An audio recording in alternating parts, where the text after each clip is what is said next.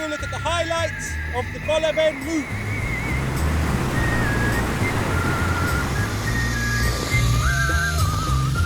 I'm getting too old for this. This is a young person's game. When most people think of Laos' famous Bolaven Loop, they picture 20-somethings on rusty motorbikes, bouncing down muddy roads, fueled by a misplaced sense of immortality and whatever's fermenting in the hostel kitchen. A decade ago, I'd have been all in. But these days, the romance of an authentic backpacker experience has worn a little thin, which raises a rather middle-aged question. Is there a different way to do it? One that doesn't feel like the Wild West. Can you travel in comfort, sleep in actual beds, and eat recognisable food? Today, I'm giving you the grown-up's guide to Pakse and asking, can you do the Bolaven Loop by car? See some of the best waterfalls in Asia! Without needing a tow truck or a chiropractor. Continue on Route 20 for 6 kilometers. You're in the wrong...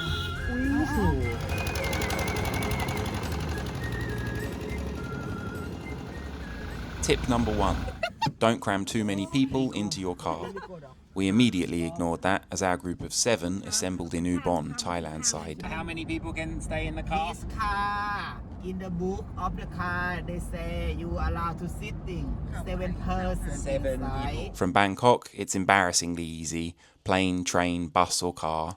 And Ubon sits about 90 kilometres from Chong Mek, the little border town. We drove late, found a 600 baht hotel with a perfectly adequate breakfast. Good morning. Just 300 metres from the checkpoint. Get in the photo. The plan to cross in our own car sounded like an administrative nightmare. In reality, it boiled down to a pleasant little quest for official stickers. First for the car's passport, then another for Lao insurance.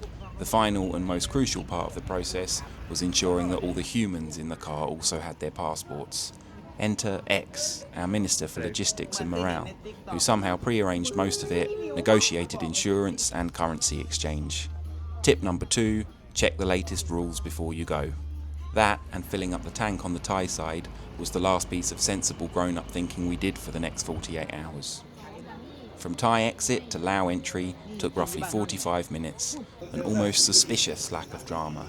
And just like that, Sabai Lao. Lao is renowned for its unique culture and some of the world's finest coffee, so naturally, our first stop was a roadside Amazon. I made a passionate speech about supporting local farmers. It was immediately vetoed in favour of a familiar logo and reliable air conditioning. Democracy in action. Then we began our trip on this legendary road to hell, and disappointingly, the road refused to cooperate. It's a 40-kilometre, well-maintained toll road, the price of which was cheaper than 1 Amazon coffee. Our first clue the roads might not be quite the same as in Thailand were the cows. Thailand's strict laws keep most animals off the road. Here, you'll still share it. The odd hoof on the highway is included at no extra cost. In under an hour, we reached the Lao Nippon Bridge, a symbol of modern Lao that catapulted Pakse from sleepy riverside town to full-on regional hub. You can even walk across it to visit Phu Salao, where a giant golden Buddha gazes thoughtfully at the city. Over the bridge, you're dropped unceremoniously into Pakse, the charming and chilled-out capital of Southern Laos. Our first mission, hit the legendary Dao Hueang market, the region's biggest fresh market. And by fresh, I mean still blinking in a bucket. Tip number 3, maintain a certain level of professional, emotional detachment from lunch. I mistakenly made eye contact with a duck, long enough to realise it won't end well for either of us. Same inevitable ending, different timelines. Okay, hold on. Before spiralling into existential dread, let's lay out the mission. A couple of months ago, I was talking to someone from the Ministry of Agriculture in Ubon Ratchathani, and I asked her one question about why she thinks there's not that many tourists coming to Ubon at the moment. มองว่าอุบลเป็นเมืองปิดของอุบลก็คือมาปุ๊บสุดเขตประเทศต้องตั้งใจมาไม่ใช่จังหวัดผ่าน Do you have to view Ubon as a closed city, or would it be beneficial to view it as an entry point into Laos? This isn't a holiday. This is a mission to win an argument I'd constructed entirely inside my own head. And there's no greater feeling than the validation of one's own opinion. It's the reason the internet was invented. With that in mind, you can start to see that Pakse is already a cross-cultural hub. The size and variety of fish alone tell the story of the Mekong. The air smells of badek, the potent Lao version of Thailand's bara, used to make delicious papaya salad. You can buy authentic baguettes, a French colonial hangover, and even the national beer is a fusion. The malt is imported from France and Belgium, whilst the hops and yeast come from Germany. It's all here, a sensory assault of cultures mixing. And speaking of beer, we're here to stock up on provisions. For research purposes, of course. At about 60 pence a can, beer Lao is cheaper than bottled water in the UK. This region is famous for coffee, but beer will be my drink of choice. Anyway, theoretical framework established, let's actually start this loop. Next stop is the waterfall. Thateng Waterfall. The attractions are all inside a resort, with a small ticket booth at the entrance where we were greeted by the head of security.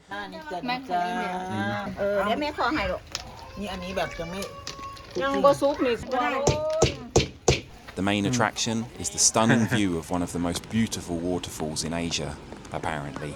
It was rainy season and the clouds had crept into the valley. We couldn't see the falls, but the thunderous roar was impressive, so we waited it out in the coffee shop, noticing everyone else patiently waiting in their zipline gear, because nothing says I'm about to trust my life to a carabiner quite like a latte macchiato. This portal to the afterlife was temporarily closed. Eventually, the zipline reopened, but the clouds remained, and I had to know, where are all these screaming people disappearing to? After signing up, I noticed the 100 kilogram weight limit. At nearly 90 kilos, I was mathematically fine. Emotionally, I was a rounding error away from disaster.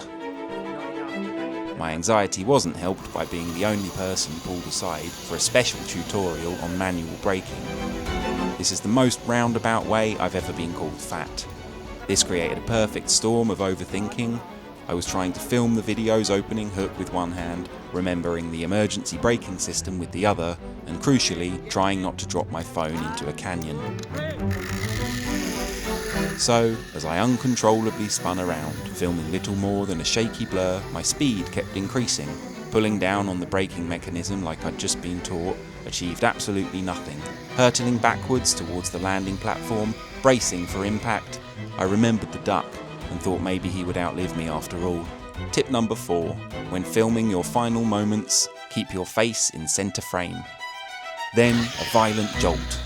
Turns out there was an automatic braking system at the end of the line that they'd failed to mention. Now, if you think I'm exaggerating this whole traumatic ordeal, allow me to present this terrifying footage.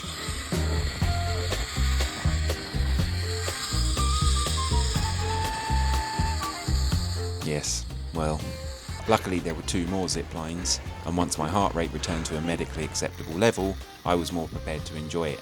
The second line, passing directly over the top of the falls, highlighted its spectacular scale and was truly exhilarating. Panic attack aside, I would highly recommend this experience.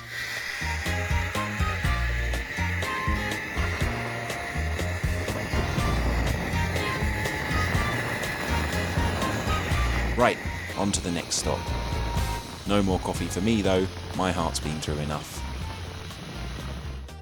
If my intent of this grown-ups guide was to show comfort and convenience, then our first overnight stop was somewhat of a failure. The hotel was a postcard from the outside.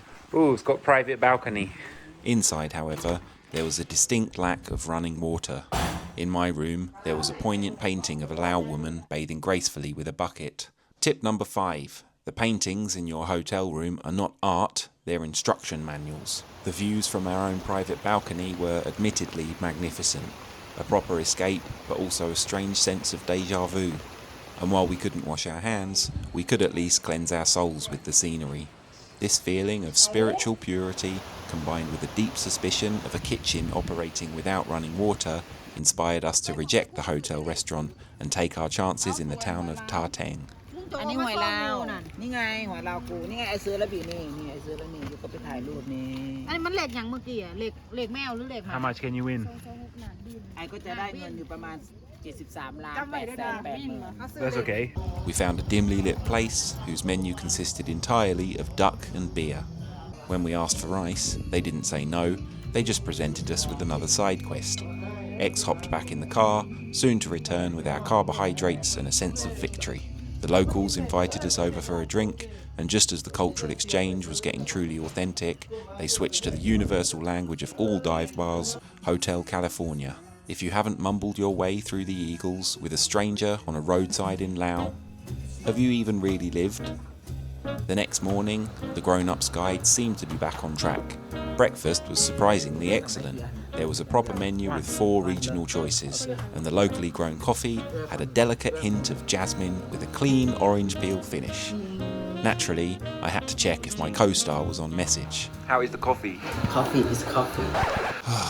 No, you can't just say that. The entire point of a travel vlog is to heighten reality, to make the viewer feel envy. You can't go to one of the world's greatest coffee regions and just say, coffee is coffee. I mean, sure, I probably couldn't pass a blind taste test between this and a jar of Nescafe, but we're not supposed to say that part out loud. We're supposed to say stuff like, the hotel grounds were delightful. The entire resort was designed to complement the landscape, with buildings woven around small rivers and waterfalls. It was serene and tranquil, offering a moment of true... What in Buddha's self-inflicted chaos is this? How is everyone still eating? And where did all these extra plates come from? I know breakfast is included, but it's obviously supposed to be 1 dish per guest. You're not supposed to treat the menu like a checklist. Tip number 6. If you're wondering who the winners and losers are when a restaurant bill is being split, you're the loser. This led us to a brief, intense and entirely unfilmed negotiation with the hotel staff. It was centred on the philosophical question, how much are eggs worth in the absence of running water? A deal was struck, friendships remained intact. Now can we please get back on the road? I've carefully planned a full itinerary of spontaneous fun. Continue on Route 20 for 6 kilometers. You're in the wrong... So, with the bill settled, we drove 45 minutes to the next waterfall. Tad Low. Now this was more like it. A stunning view with a coffee shop so perfectly positioned, it felt less like a cafe and more like an oddly familiar film set from some half-remembered dream. The whole place looked as though it had been art directed by a lifestyle influencer. And right on cue, a full-scale selfie session was in progress. Eventually, I was summoned into a photo myself to provide evidence for Facebook that I was, in fact, physically present and attempting to have a nice time. This ritual continued a few kilometres upstream at a waterfall that was, for me, the most beautiful of the trip, mostly because we were the only ones there, which simply meant a better, more exclusive backdrop for photos. Everyone curated their moments for the highlights reel. I filmed them doing it for my own. After all, this is my movie, and sure, their footage looked good, but they don't have a voiceover script. While they perfected their angles, I wandered off. Nobody followed, not out of spite, just indifference. I told myself I was looking for a better view of the bridge, a neat visual callback to the first one we crossed, a comforting illusion of narrative structure. I didn't come here for peace or perspective. I was here for something far more important. Content. I sat looking at this magnificent force of nature through a 6-inch screen and imagined the piano music I'd add to it later. Tip number 7. If you walked off alone, the fun stayed behind. Where have you been? X asked. I found a great view, I replied. Do you want to see? No, it's okay. Send me the video. We took a group selfie, I checked the angle, I made sure we were all in frame, and I smiled. A funny thing, memory. I should tell you, the entire time I was planning this trip, scrolling vlogs, looking at maps, I'd somehow completely forgotten we'd done it all before, 10 years ago, almost to the day. It was you, me, my mum and my brother. And it was only when you jogged my memory that it started to come back, not as a clear picture, but as a vague, nagging feeling. Each location we visited, you'd remember the exact spot we took a photo. You remembered that the Zipline at Fane wasn't there 10 years ago, but that the skies were clear and the view was magnificent. You remembered the funny little details, the homestay with the kids playing football in the mud, and me slipping constantly because the tread on my flip-flops had worn down to the smoothness of a bald tyre. Every step of the way, you would point and ask, "Remember this?" And I'd have to dig through a decade of mental fog to find the person who did. Somewhere along the way, I think I've forgotten how to have fun. And the roads weren't helping. The final stretch was as broken and fragmented as my memory. The grown-ups guide had officially led us to a place where a saloon car might have made it if it truly believed in itself, but it would have complained the entire way. I was at least grateful for the truck. The final stop on my itinerary was Pha Suam Waterfall.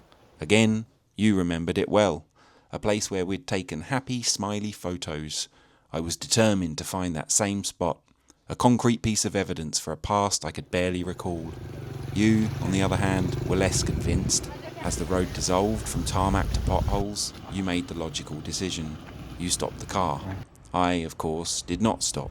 I was on a quest to finish my inspiring travel vlog. So I stubbornly walked the last kilometre. And you were right, it wasn't there. The whole place was a ghost. Derelict buildings, an abandoned motorbike, and an ominously collapsed bridge, right where a photo opportunity used to be. Tip number 8, you don't always get the metaphor you want, you get the metaphor you deserve. Looking at a ruin I couldn't remember, I knew. I'd been trying to recapture old memories when I should have been making new ones. My grand itinerary had officially ended at a collapsed bridge. I should have just listened to you. You are the Minister for Logistics and Morale after all. It's probably time for you to take the wheel. Whilst I was busy finishing a mild identity crisis, you got straight into action. Back in Pakse, you dismissed the Champasak Palace Hotel with a quick check of the price tag and found us something even better. This more central hotel just happened to have a chandelier twice the size for a quarter of the cost. The sweeping staircase was more fitting for filming a musical number. Maybe we'll give it a go after a few drinks. The rooms were comfortable, charmingly dated, and had great views. You found us a perfect little restaurant by the river with cold beer, followed by an evening stroll past the bars, fairy lights, and the most beautiful and absurd sights the town had to offer. It was all so effortless, and with my tantrum officially over, I was starting to have fun. Then, as we walked back to our hotel in the centre of town, you ran into a small electronics shop and emerged soon after with a $3 karaoke machine. It produced a sound with all the rich acoustic fidelity of a bee trapped in a tic-tac box. And it was perfect. Last but not least, tip number 9, keep your itinerary flexible, identify the fun one and follow them. I shouldn't worry about supplying the fun. I spend my time judging selfies whilst crafting my own version of events for an invisible audience, and while I'm doing that, you're just living it. And then, for no other reason than to make us all laugh, you descended that grand staircase like you owned the place, holding that tiny machine like it was the crown jewel of the trip. It was the entrance the staircase had been waiting for. You made friends with the hotel staff and had them happily running motorbike errands to fetch us the best late-night papaya salad in Pakse. Twice. We had wine, somtam, and our own private chandelier. You're the star of this show. Thank you for consistently making me laugh and for always remembering how to have fun whenever I forget. So, the grown-ups guide to the Bolaven Loop by car. Can you do it? Yes, absolutely. Although watching this video, you'd be forgiven for thinking otherwise. Our attempt saw the plumbing give out, the road collapse, and the tour guide have a minor breakdown at a derelict waterfall. Certainly room for improvement. Which brings me to my other theory, that Ubon isn't a closed city, but a gateway to Pakse, and it absolutely is. The crossing between Thailand and Laos was the easy part, and apart from a few bumps, the road is good and the trip is quite simple. The biggest barrier was a severe case of user error. I'd been trying to schedule fun, to document it, to trap it inside a neat narrative for a travel vlog, and a great trip just doesn't work like that. You need to go with the right attitude, or failing that, go with someone who does. We checked out at 5 to 12 the following day and headed back home, still drinking wine in the back of the car, still laughing. Once again, I smiled, and this time I didn't even film it.